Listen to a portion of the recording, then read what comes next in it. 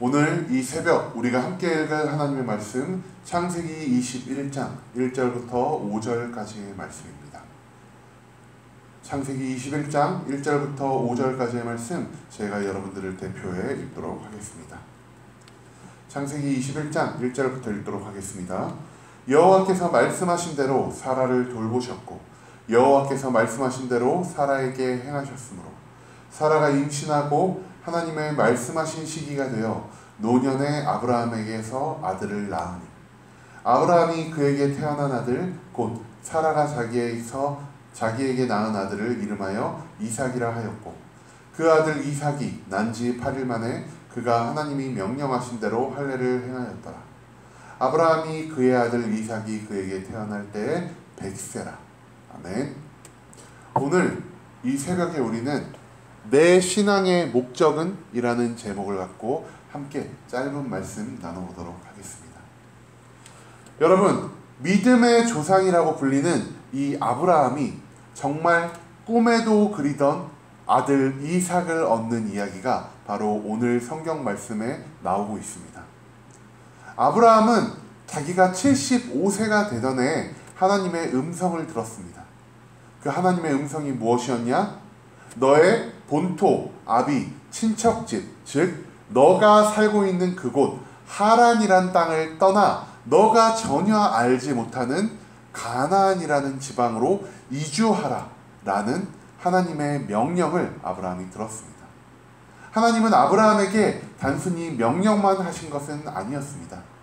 하나님이 아브라함에게 가나안으로 떠날 것을 명령하시며 총 3가지의 것을 약속을 하셨는데요. 첫 번째가 바로 내가 너에게 자손을 허락할 것이다. 시의 약속. 그리고 두 번째로 내가 너에게 나라를 만들 수 있는 기틀인 땅을 제공할 것이다. 두 번째 약속인 땅의 약속. 그리고 마지막으로 세 번째입니다. 이 세상에 있는 모든 사람들이 너로 인하여 복을 받을 것이다. 너는 이제 복을 받을 자에서 복의 근원, 즉 복이 되리라 라는 3가지의 약속을 하나님께서 아브라함과 직접 맺어주셨습니다. 이 3가지의 약속, 시의 약속, 땅의 약속, 복의 약속, 지금 이 자리에 있는 우리에게는 하나하나가 다 놓칠 수 없는 너무나 귀중한 약속일 것입니다. 자, 그런데 우리가 느끼는 것처럼 이 3가지 약속이 모두 아브라함에게 최고로 귀한 약속이었을까요? 자, 이 약속을 하나하나 살펴보도록 하겠습니다. 먼저 땅의 약속입니다. 땅의 약속은 아브라함이 새로운 땅, 그것도 나라를 구축할 수 있는 꽤나 넓은 범위의 땅을 하나님께서 주실 것을 약속하셨다는 것을 의미합니다. 그런데 이 땅의 약속이 아브라함에게 그렇게 와닿는 약속이었을까요? 아브라함은요, 하란으로 떠나 살기 전에 갈대아인의 우르란 굉장히 크고 아름답고 화려한 도시에서 계속 정주하며 살았던 사람입니다.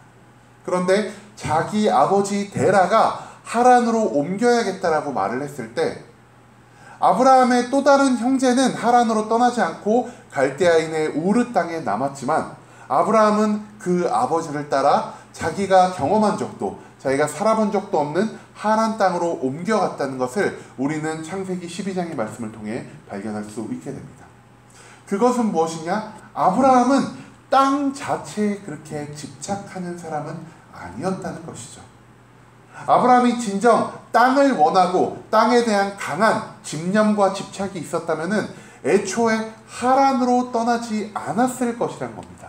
왜냐? 갈대아인의 우르는 그 당시 세상에서 가장 화려하고 크고 웅장하고 선진화된 도시 중에 하나였기 때문입니다.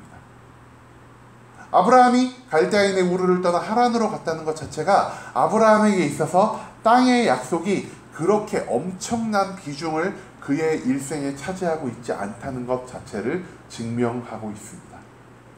두 번째입니다. 아브라함은 하나님께 너는 복의 근원이 될 것이다 라는 약속을 받았습니다. 그런데 과연 아브라함이 복 자체를 그렇게 강렬하게 추구하는 자였을까요? 물론 복은 다다익선입니다. 받으면 받을수록 좋죠. 제가 100억이 있어도 누가 1000억, 2000억을 준다 그러면은 마다할 사람 아무도 없을 것입니다. 그럼에도 불구하고 복 자체 또한 아브라함에게 그렇게 큰 의미가 있을까라고 생각을 합니다. 왜냐하면 하나님이 하신 약속은 아브라함아, 내가 너에게 복에 복을 더하겠다. 너는 계속해서 복을 받을 거야 라고 약속하지 않으시고 아브라함에게 아브라함아, 많은 사람들이 너를 통하여 복을 받을 거야. 너는 복 그 자체가 될 거야 라고 말씀하셨다는 겁니다. 많은 사람, 내가 복 자체가 되어서 많은 사람에게 복을 나눠줄 수 있는 사람, 얼마나 아름다운 삶의 모습입니까? 그런데 내가 복 자체가 되었다 그래서 내가 남들보다 더 많은 것을 소유하고 남들보다 더 뛰어난 성공을 얻을 수 있을까 하는 질문에는 우리가 한번 다시 생각해 볼 필요가 있다는 것이죠.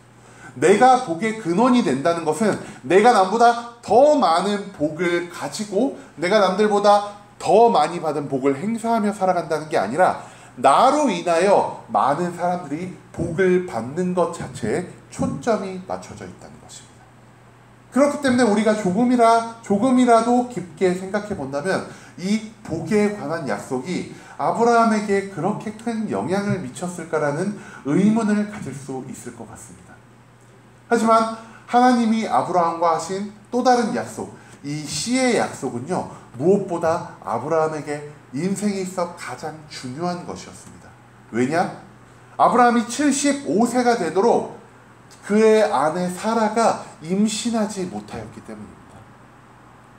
아브라함과 사라는 10살 차이가 납니다. 아브라함이 75살이 되었을 때 사라가 65살이 되었겠죠. 그 65살이 되는 그 길고 긴 순간 동안 사라는 뭔가 육체에 문제가 있었던 것 같습니다. 그렇기 때문에 사라는 임신하지 못했고 그것으로 인하여 아브라함은 근심하고 있었습니다.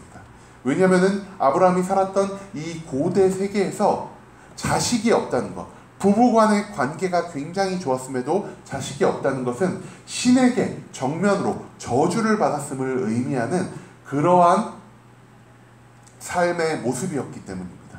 그렇기 때문에 아브라함은 아들이 없음, 나의 상속자가 없음으로 인하여 매일매일 고민으로 밤을 지새웠을 겁니다. 그러던 시기에 하나님이 아브라함에게 나타나 아브라함아, 내가 너에게 아들을, 너에게 상속자를 허락할 것이다 라는 말씀을 하셨을 때 아브라함의 심장이 얼마나 두근두근 뛰었을까요? 아, 내가 하나님의 말을 듣고 가나안 땅으로 이동을 한다면은 하나님이 내가 그토록 원하고 바라던 나의 상속자, 나의 아들을 허락해 주실지도 모르겠어 라는 희망을 품은 아브라함, 그는 하나님의 명령에 따라 단숨에 가나안 땅으로 이동하게 됩니다. 하란을 떠나 가나안으로 이동하는데 아브라함은 아무런 망설임도 보이지 않고 있다는 것이죠. 자, 그리고 그 가나안 땅, 하나님이 약속하시고 하나님이 아브라함에게 가라고 명령하신 가나안 땅에서 아브라함은 무려 25년이라는 시간을 보내게 됩니다. 25년 동안 아브라함은 하나님을 살아계신 하나님을 계속 경험하며 하나님과 더 가까워졌을 때도 있었고, 때론 자신의 인간적인 나약함, 그리고 죄를 따르는 인간의 본성에 의해서 하나님과 멀어질 때도 있었습니다. 하지만 하나님에게서 가까워지는, 하나님에게서 멀어지는 아브라함은 단 한 번도 하나님을 의지하는 것을 포기하지 않았고, 그렇게 25년 하나님을 붙들고 어거지로 그리고 그의 신앙이 조금씩 성장하며 나아갔던 25년의 신앙생활 만에 아브라함은 결국 자기가 그토록 반했던 아들을 얻게 됩니다. 그런데 하나님은 아들을 낳았을 때 아브라함에게 아들을 낳기 전 두 가지를 명령합니다. 첫 번째가 무엇이냐? 그의 아들의 이름을 이삭이라 하라 라는 것입니다. 이 이삭이라는 것은 웃음이라는 뜻입니다. 그리고 두 번째, 아브라함아, 너의 집에 난 자는 산 자나 너에게서 낳은 자나 모두 그런 것을 가리지 말고 낳은 지 8일 만에 할례, 즉 포경수술을 받게 하라 라고 하나님께서 말씀하셨다는 것이죠. 그런데 우리가 여기서 곰곰이 생각해 봐야 할 것이 있습니다. 우리는 아무렇지도 않게 그냥 하나님이 이름을 이삭이라 지으라고 하셨네? 그러면 이삭으로 지어야지. 하나님이 할례, 포경수술 받으라고 하셨네? 뭐 포경수술 내 아들에게 행하면 되지. 이렇게 너무나 이것을 가볍게 생각하고 있지는 않습니까? 이삭은요, 아브라함이 100살, 100년의 기다림 동안, 100년의 기다림 후에 얻은 정말로 너무나 귀한 아들입니다. 그 귀한 아들의 운명을 결정할 수 있는 아들의 이름, 웃음이라는 뜻으로 함부로 정할 수 있겠습니까? 또한 이 웃음이라는 뜻에는 비웃는다는 의미가 또한 포함되어 있습니다. 왜냐? 하나님이 아브라함에게 아브라함아 내가 너에게 아들을 허락할 것이다 라고 말했을 때 아브라함이 그 하나님의 말씀을 믿지 못하고 엎드린 상태에서 피식 하나님에 대한 비웃음을 지었기 때문에 이 이삭이라는 이름은 아브라함에게 있어서 아킬레스건이었을 것입니다. 아브라함에게 있어서 하나의 흑역사, 하나의 치부였을 것이란 것이죠. 그런데 나의 치부를 들치는 그 웃음, 이삭이라는 단어를 내 아들의 이름으로 삼는다? 이거는 좀 고민해봐야 할 문제일 것 같습니다. 또한 하나님은 아브라함에게 명령하셨습니다. 난지 8일 만에 너의 집에 있는 모든 자가 할례, 즉 포경수술을 받아야 할 것이다 라고 말이죠. 아브라함은 나이가 찬 이후에 포경수술을 받았습니다. 그리고 그의 아들, 또 다른 아들 이스마엘도 어느 정도 나이가 먹은 후에 포경수술을 받았습니다. 그런데 아브라함의 족보, 아브라함의 계보 중에서 낳은 지 8일 만에 포경수술을 받은 첫 사람이 바로 이삭이라는 것에 우리가 주목할 필요가 있습니다. 어른들 상처를 입고 내 신체의 일부가 손상되면은 어른들은 버틸 수가 있습니다. 왜냐? 몸에 도는 피가 어느 정도 충분하게 준비가 되어 있고 그리고 어른들은 그 살이 찢겨나가는 내 신체 일부가 손상되는 고통을 어느 정도 참을 수 있는 참을성이 있기 때문입니다. 하지만 갓 태어난 지 8일밖에 되지 않은 아이가 그 엄청난 수술, 자기의 살점 일부를 영원히 제거하는 수술을 감당한다라고 생각을 했을 때 아브라함이 과연 그 할례를 자기 자식에게 베풀고 싶었을까요? 아브라함이 하나님을 온전히 믿지 않고 하나님을 온전히 의지하지 않는 사람이었다면 자기 자식의 이름을 이삭, 웃음이란 뜻으로 짓지 않았을 것이고요. 아브라함이 진짜 하나님 안에서 온전히 살아가는 자가 아니었다면 하나님이 명령하신 대로 난지 8일 만에 자기 자식에게 너무나 귀한 자기 아들에게 이 할례, 포경수술을 행하지 않을 것이란 것에 우리가 주목할 필요가 있습니다. 그럼에도 불구하고 아브라함은 아들을 얻은 이후에도 하나님의 명령에 온전히 충성하고 순종했습니다. 그것을 통해 우리가 발견할 수 있는 것이 무엇이냐? 아브라함의 신앙의 목적은 과거에는 아들, 과거에는 자기의 상속자였을지 모르지만 하나님과 함께하는 25년 동안 그의 신앙의 목적이 그가 바라는 것, 그의 소망, 그의 인간적인 그리고 개인적인 원하는 것에서 이제는 하나님 자체로 옮겨갔다는 것을 의미한다는 것입니다. 여러분, 우리 모두 신앙생활을 처음 시작할 때는 내 신앙생활에 명확한 목적이 있습니다. 물론 모태신앙으로 신앙생활을 하신 분들은 그냥 부모님이 가라고 하니까 어쩔 수 없이 교회에 나왔을 수도 있습니다.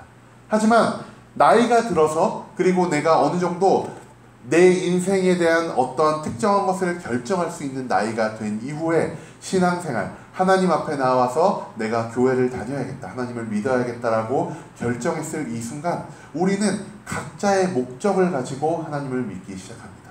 어떤 사람은 그것이 물질적 풍요가 될 수 있겠고 어떤 사람은 그것이 육체의 회복이 될 수 있겠습니다. 어떤 사람은 그것이 취업이 될 수 있겠고 어떤 사람은 그것이 좋은 대학에 들어가는 것일 수도 있겠습니다. 그런데 내가 그 신앙의 목적을 하나님께 두지 않고 내가 바라는 것에만 둔다면은 내가 그 일을 하나님께서 이루어 주셨을 때 하나님을 떠나기가 너무나 쉽게 된다는 것이죠. 우리들은 내 목적이 이루어지기 전, 내 소망이 이루어지기 전까지 하나님 앞에 이렇게 기도합니다. 하나님, 이것도 이루어주시고 이것도 이루어주시고 저것도 이루어주세요. 하나님이 이거 이루어주시면 내가 평생을 하나님만을 섬기고 하나님께 헌금도 많이 하고 하나님께 봉사도 열심히 할게요 라고 말입니다. 그런데 실제로 그 일이 이루어졌을 때 나의 신앙의 목적이 여전히 내가 바라던 것에 고정이 되어 있다면 우리의 그 이후의 삶은 어떻겠습니까? 하나님을 떠날 것입니다. 내가 성공했더니 하나님 나 갑자기 너무 바빠졌어요. 성공하기 전에는 내가 시간이 조금 넉넉해서 하나님 앞에 나와 기도도 하고 찬양도 하고 봉사도 했는데 이제 성공해버리니까 내가 시간이 없네요. 하나님 이해하시죠? 하나님 내가 좋은 대학에 가니까 이제는 조금 대학생활 좀 즐겨봐야 하지 않을까요? 하나님 이해하시죠? 하나님 내가 취업하니까 이제는 내가 하나님 앞에 나아갈 시간이 조금 줄어드네요. 내가 이 취업의 장에서 조금 더 평안함을 얻을 때, 내가 여유로움을 얻을 때 그때 하나님 앞에 나아갈게요. 이러면서 우리 주변을 둘러보면 내 소망이 이루어졌을 때 오히려 하나님께 더 매달리지 않고 하나님을 떠나는 자들을 많이 발견하게 된다는 것입니다. 여러분, 신앙생활의 목적은요, 나의 만족과 유익을 추구하기 위함이 아닙니다. 나의 만족과 유익만을 추구하는 신앙생활은 그 나의 만족이 이루어졌을 때 하나님을 금방 떠나게 만든다는 것에 우리가 주목할 필요가 있다는 것이죠. 그렇기 때문에 우리는 이 시간 우리의 신앙생활의 목적이 나의 소원, 나의 목적, 나의 만족과 유익이 아니라 오직 하나님께만 고정되기를 소망합니다. 아브라함 또한 처음 하나님을 믿을 때 그의 신앙의 목적은 아들이었다는 것입니다. 하지만 시간이 흐르고 하나님을 계속 경험하고 그의 신앙의 연차가 쌓일수록 그의 신앙의 목적은 내가 그토록 원하던 아들에서 한 발자국 더 나아가 이제 나와 함께 하시고 언제나 내 삶을 주관하시는 하나님 한 분 자체로 신앙의 목적이 변화되었다는 것에 우리가 주목할 필요가 있습니다. 그렇기 때문에 이 시간 기도하러 이 새벽 기도에 나온 모든 성도님들 또한 우리가 하나님만을 바라보는 신앙생활을 하길 소망합니다. 신앙생활의 목적이 나의 만족과 유익 그리고 나의 목적, 내가 소망하는 것이 되었을 때 우리는 너무나 쉽게 하나님을 떠날 준비를 하고 있는 것입니다. 그렇기 때문에 우리가 이 시간 하나님 내가 기도할 것을 많이 갖고 나왔지만 하나님 그 기도를 통하여 그리고 그것을 이루어지는 그 기간 동안의 인내를 통하여 그리고 내가 그 긴 시간 살아계신 하나님을 계속해서 체험하며 나의 신앙의 목적이 이제 나의 소망이 아니라 하나님 한 분으로 온전히 변화될 수 있도록 기도합니다라고 고백할 수 있는 모든 성도님들이 되시길 간절한 마음으로 소망하겠습니다.